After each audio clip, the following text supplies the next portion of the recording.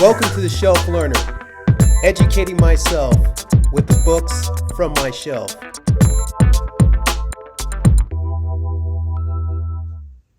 Welcome to Historathon 2026. This will be my first video for Historathon 2026. As I shared in my introduction, I selected the book of Genesis as my first book.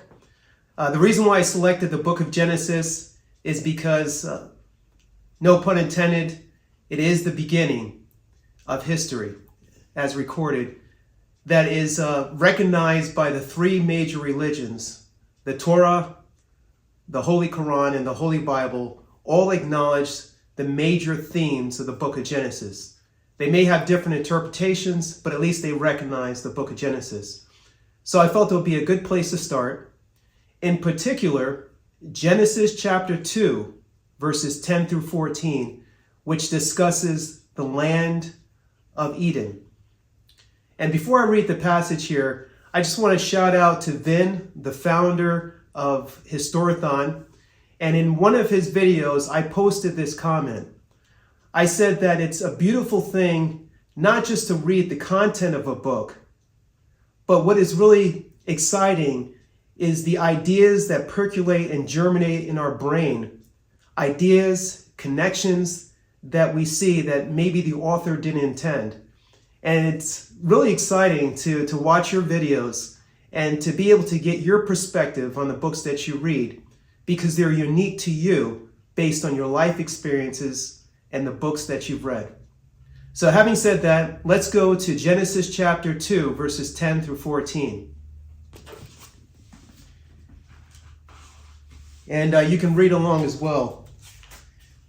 In Genesis chapter 2, verse 10, it says, "And a river went out of Eden to water the garden, and from thence it was parted and became into four heads.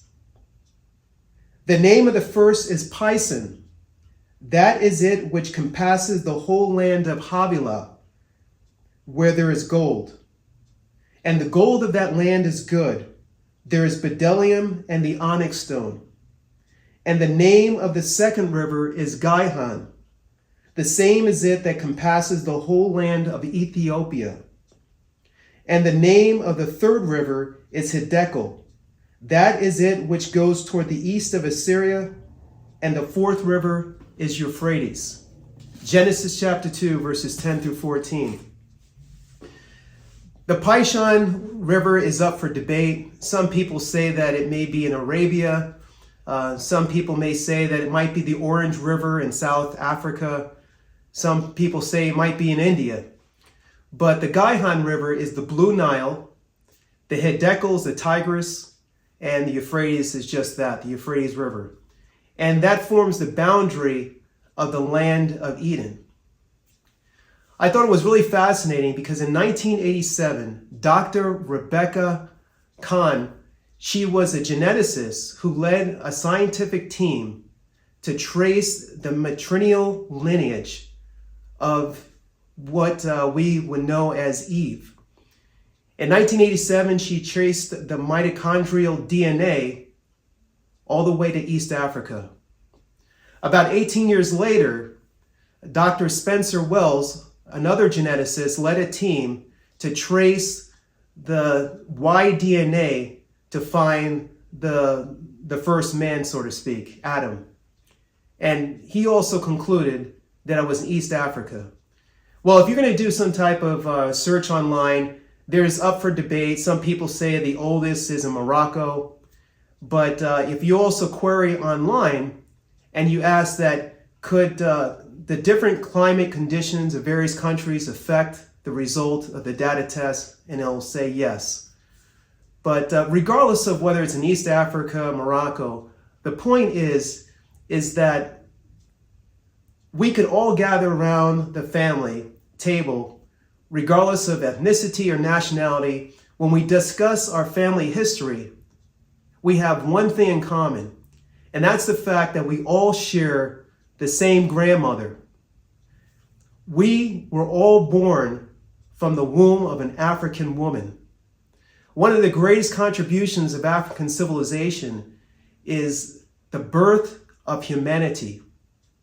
along with the inspiration for all world civilizations, to include the Greek civilization. Now, I'm being a little bit transparent here. I'd like to take a moment to use the Tang Dynasty as an example of how history is unfortunately portrayed. The Tang Dynasty was probably one of the most powerful Chinese dynasties. It took place from 618 to 907 AD. I realize that we're talking about ancient history in the first quarter, but I'm just using this as an example.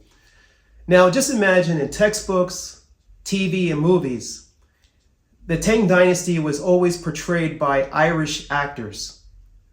Nowhere in the textbooks, the TV, or movies do you see any Chinese actors. They're always Irish actors. This goes on for generation to generation, maybe a few centuries. And you're going to bring up the Tang Dynasty to someone, and you would tell them they're from China and they're Chinese, and you show images of people from Chinese to represent the Tang Dynasty, you may get a kickback reaction, and they may call you conspiracy theorists. Well, you think this example may sound kind of silly, but hear me out. When it comes to African civilization, we often get images like this. You know, and it starts with the kids. They get images like this of ancient African civilization, whether it be this children's stories book or maybe the Action Bible. You get images of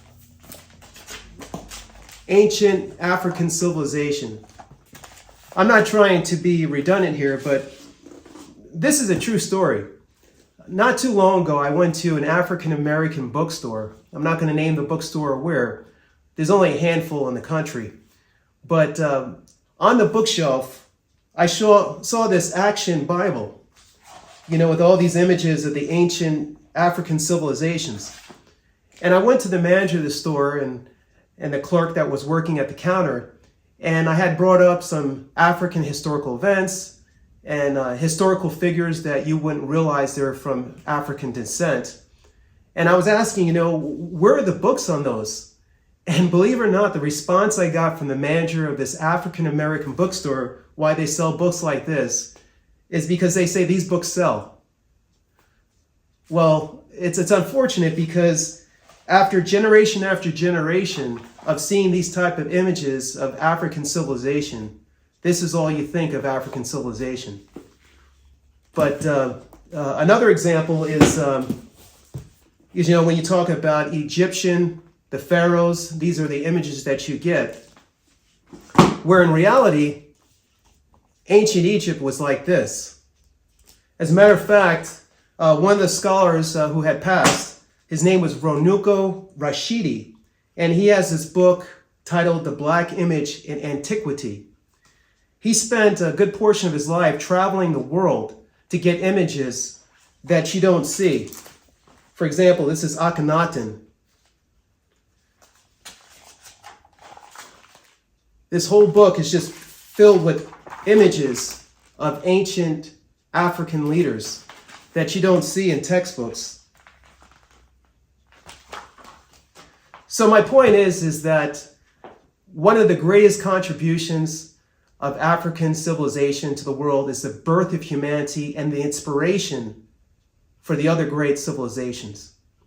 So when you gather around the table and you want to reflect about the family past, always remember that the African woman gave birth to humanity. I hope this inspires you to want to read a little bit more about African history, and stay tuned for the next video. And of course, make it a great day.